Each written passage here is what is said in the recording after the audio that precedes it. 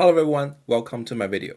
In this video, we'll talk about example 3/285, which is part of section 3.14, relative motion. Okay, this is kind of long reading here. Make sure you read it before proceed. In this case, we have a mass M, a boy, is standing initially at rest relative to the moving walkway, inclined at an angle h, and moving with at the beginning, constant speed u. Then he decides to accelerate his progress and starts to walk from point A with a steadily increasing speed. Steadily increasing speed. In this case, you should realize steadily increasing speed means a constant acceleration. And reaches point B with a velocity Vr relative to the walkway. During his acceleration, he generates a constant average force tangent to the walkway between his shoes and the walkway surface. What we want is we want to write the work energy equation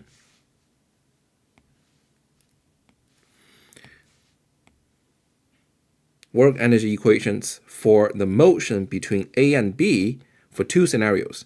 Number one is his absolute motion, and number two, his relative motion, and explain the meaning of the term muvr when we get the equation. And then we're given a bunch of conditions: weights 150 pounds, use 2 feet per second, s is 30 set feet, and theta is 10 degrees. And we want to calculate the power P relative developed by the boy as he reaches the speed at 2.5 feet per second relative to the walkway. Okay, let's take a look at this diagram here. At the beginning, from here, he starts initially at rest relative to the moving walkway. That means the boy is standing here and moving with the walkway. The boy's foot is not moving relative to the walkway before A. And what's happening right at A until B is the boy will accelerate. So at the beginning, the boy, if we're writing down the relative velocity here up until point A, the boy's relative velocity is 0. And he starts to walk faster than the walkway. I'm pretty sure we have all done this when we were a kid or even now. Right? You're speeding up on a walkway, on an escalator. So your relative velocity will increase from 0 to a velocity Vr. And during this scenario, from A to B, the boy accelerates.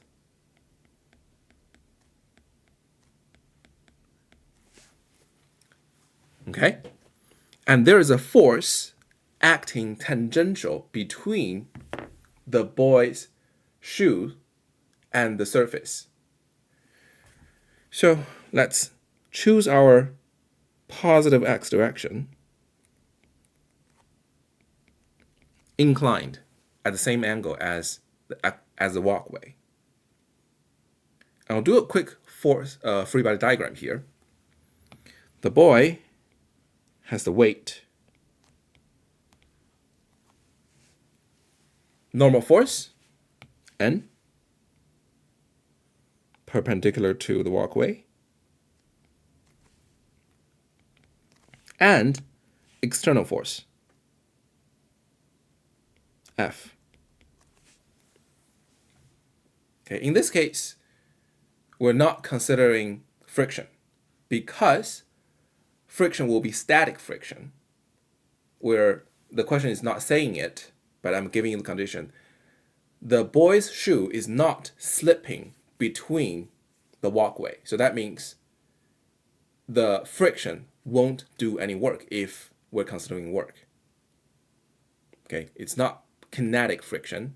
We're talking about static friction in this case. So there are three forces: the gravity, the normal force, and the force the boy has, as stated in the question here. This is the constant average force tangent to the walkway. Another way to think about this is this force includes everything horizontally, okay, including the boy's effort going forward, overcome the friction. That's the pure force, resultant force, horizontally in this case, exerted by the boy, created by the boy. Okay, we want to write the work energy equation for two scenarios. Number one is the boy's absolute motion and then his relative motion. Let's start with the relative motion here.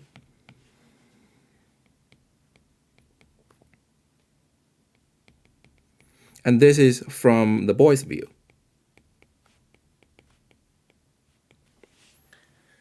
Okay, we all know our Earth is rotating constantly. Let's imagine you're walking on the Earth. Because the Earth is so big, we consider Earth as a non-rotating frame when we are walking on it. But in this case, thinking about the same thing. Imagine this belt is the Earth, and you're walking, or the boy is walking on Earth. How do you write the work energy equation? You're just assuming this belt is not moving, right? Everything the boy moves is relative to the belt. So from the boy's perspective, the belt is as if the belt is not moving, is not having any speed. So the relative energy equation, we have, right, U relative of the boy will have delta kinetic energy plus delta potential energy.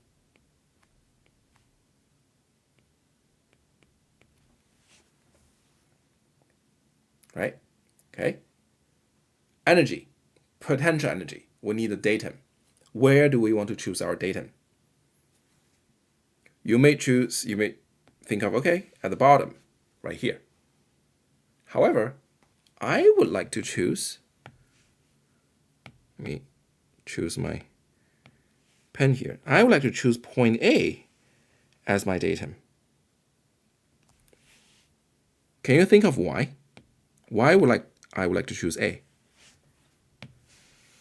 Because before A, the boy is standing still relative to the belt, right? As if I am standing still on the earth. Am I doing any work?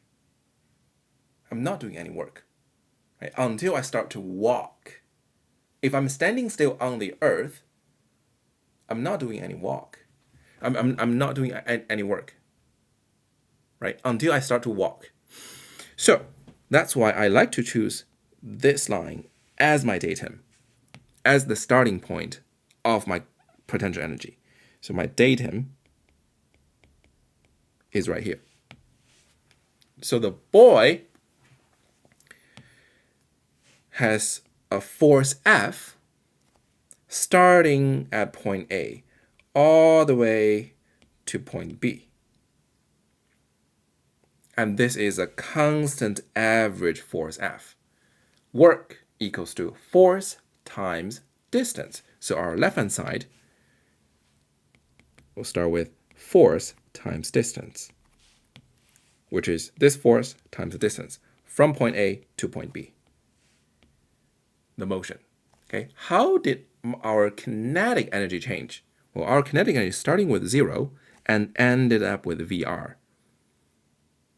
Right, so final minus initial, 1/2 mvr squared minus 0. That's our kinetic energy of the boy.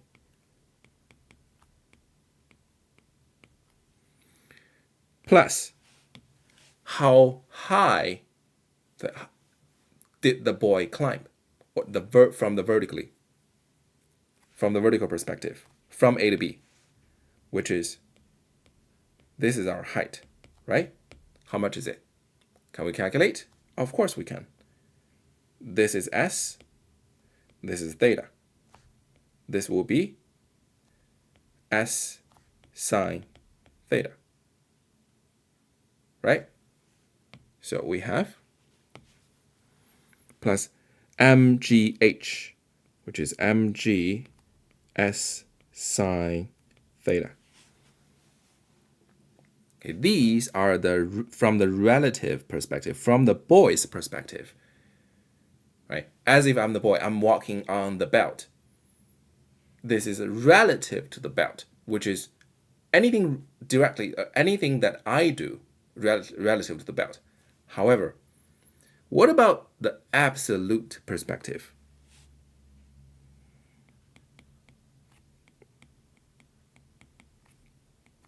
If we say the relative perspective is from the boy's view, then absolute perspective is a third person view, is us. Like how are we looking at the entire motion, entire scenario here? In this case, we see the belt is moving, we see the boy is moving, right? So the absolute scenario is, I'm just call it our view. This is our view.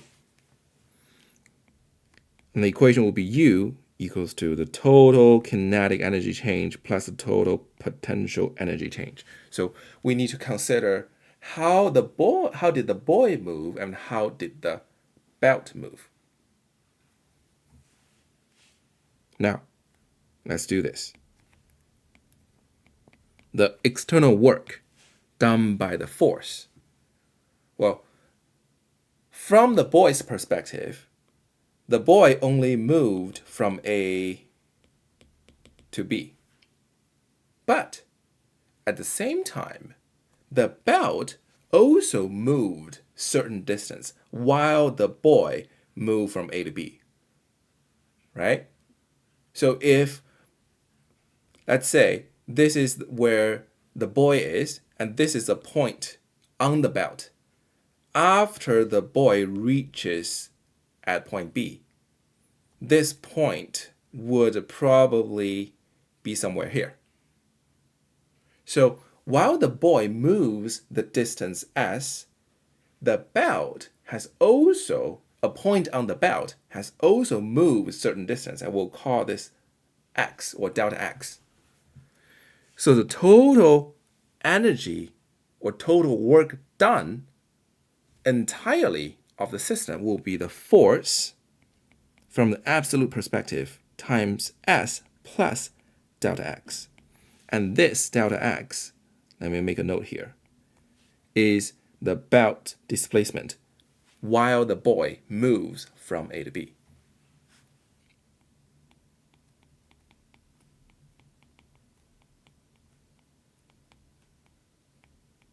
Okay, this is our work done, the absolute work done by the force F. Right? Because from the boy's perspective, the force only moved from A to B. But in reality, the force has actually moved more than that. If you need a clarification on this, make sure you watch the video, the lecture video. I made an example using a crate moving inside a moving train. Okay, after watching that video, it should be very clear to you why we need this delta X. Because we're talking about absolute work energy equation. Okay, on the right hand side, the kinetic energy. How do we write it? We have the boy's velocity, VR. At the same time, we have a moving belt with a speed u. Right, so we need to consider both velocity here. Final minus initial. Finally, the belt is moving at u while the boy reached the velocity vr. But at the beginning, what do we have? The boy is not moving. At the beginning, the boy's velocity is 0, but the belt is moving. So the belt, at the beginning, we have the belt velocity. At the end, we have the velocity of the belt. We have the velocity of the boy. So our kinetic energy is 1/2 mu plus vr minus 1/2 mu squared. This is the difference, the delta t. Finally, we have reached the velocity of the boy at vr plus the belt constant velocity. But at the beginning, there is only belt, the walkway, the belt velocity, u. Okay, then the potential energy. Think about how do you write the potential energy.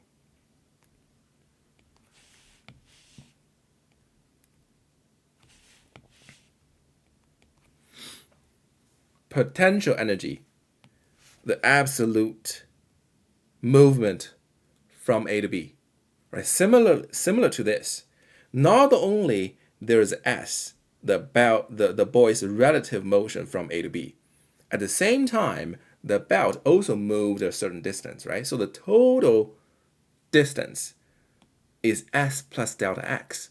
The relative motion, the relative displacement from A to B plus the belt displacement.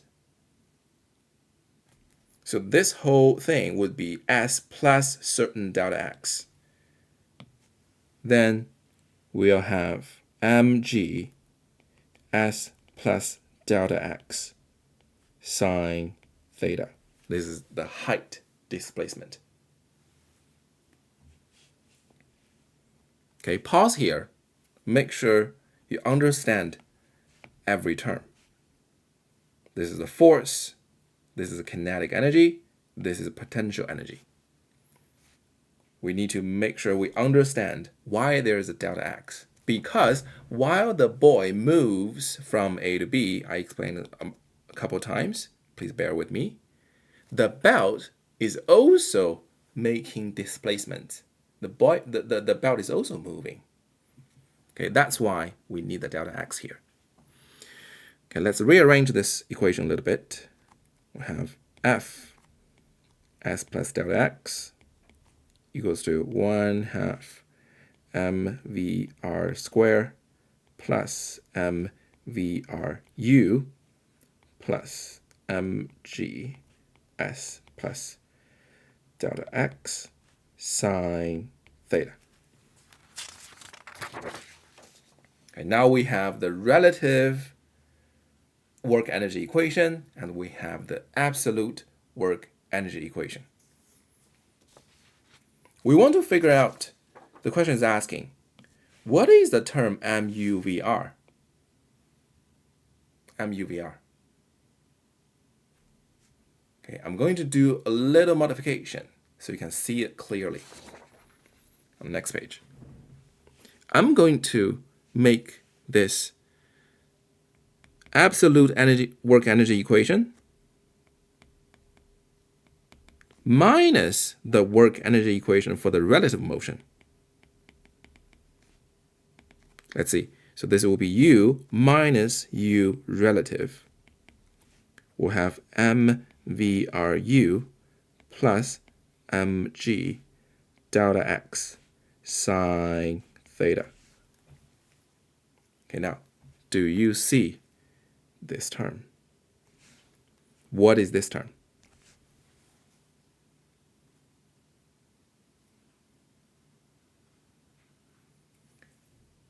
Okay?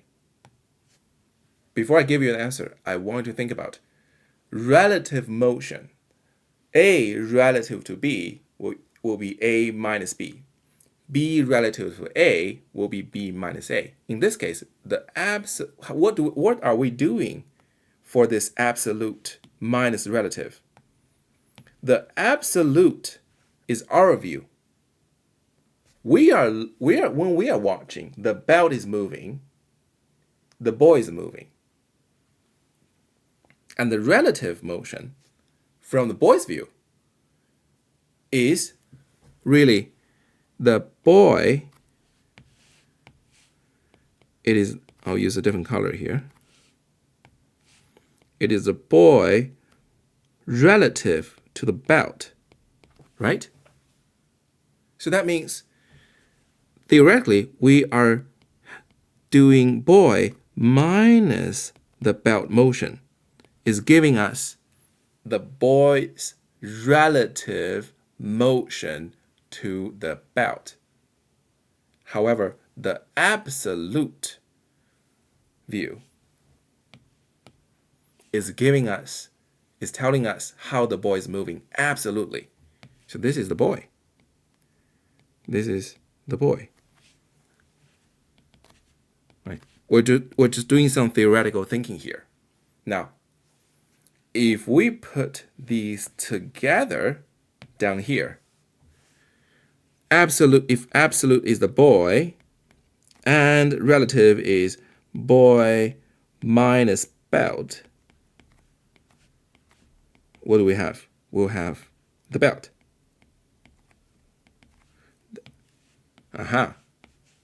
That means this expression is telling us the absolute motion of the belt itself.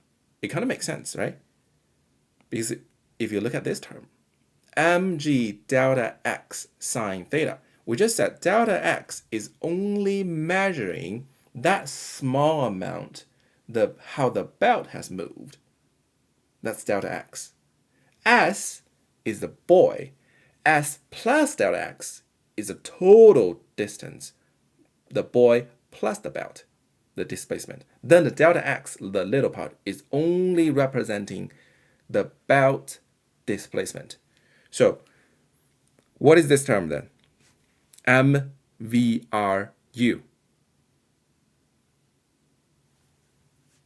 This is the work done by the belt.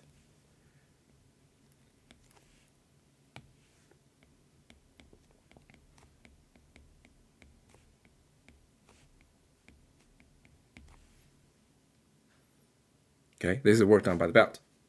And delta x, as I remind you, is the belt displacement.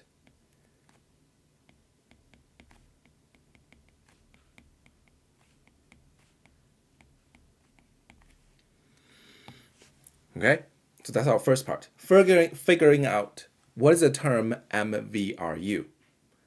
And then we want to calculate the power, relative power, when the boy reaches 2.5 feet per second. Okay, in this case, we'll just use the relative frame here.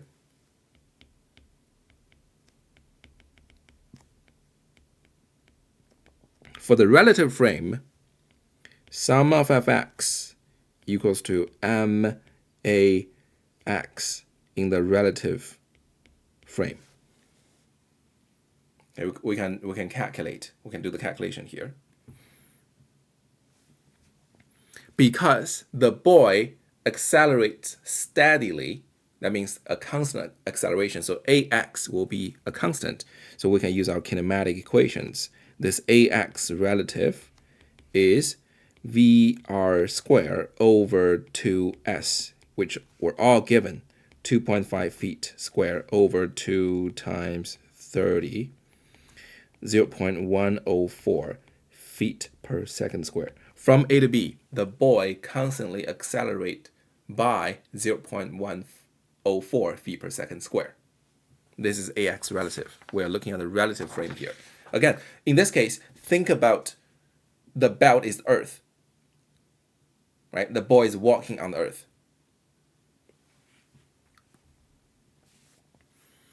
Okay, so this is our free body diagram. I'll move it a little bit. Okay, this is our free body diagram here. And our x direction is inclined with the belt. This is our x positive. So in the x direction, if we want to calculate the sum of f, what would that be? The sum of fx is max relative, and you would have f minus a small component of the weight, which is g sine theta. If I express it here, that will be, this is your g mg cos theta. That is balancing with the normal force and the small amount that the boy need to overcome in order to accelerate. Right? So this is your sum of fx equals to max relative. Okay, we'll keep going here. We will be getting sum of f equals to, or sum of fx, max relative f minus 150, which is the weight of the boy, sine 10 degrees, equals to the mass. Remember, the mass needs to be converted to slug in imperial unit, 150 over 32.2, times 0.104. You get the average constant force that the boy exerts on the belt in order to move forward is 26.53 pounds. Finally, the power. Power is force times velocity. The question is asking, what is the power developed by the boy as he reaches the speed of 2.5 feet? So final step, P relative F times VR, 26.53 times 2.5 feet per second, 66.3 feet pound second. This was a long question, very long. Probably the longest example that I have so far. Okay, or if you want to go further, or this is 0.12 horsepower. Dividing this 66.3 by 550 will give you the horsepower, which is a more common unit in imperial units. Okay, so in this case, in this example, really demonstrate, this is really dependent on just a matter of how you see it, right? Whether you're seeing it looking at from the boy's perspective or from a third person's view perspective. Thinking about using the Earth rotation as an example, right? Are you looking, so when you are standing on the ground, right, when you are walking, actually the Earth is also rotating at the same time, right? So you will be actually a relative frame. It's from the boy's view. However, let's say there's an alien observing us.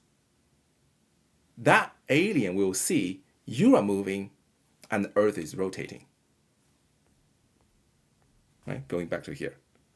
Okay, it's really a matter of how you see it, whether you see it from this person's perspective itself, right? Because from the boy's perspective, the boy won't see the belt is moving because he only cares, I'm going to get from A to B.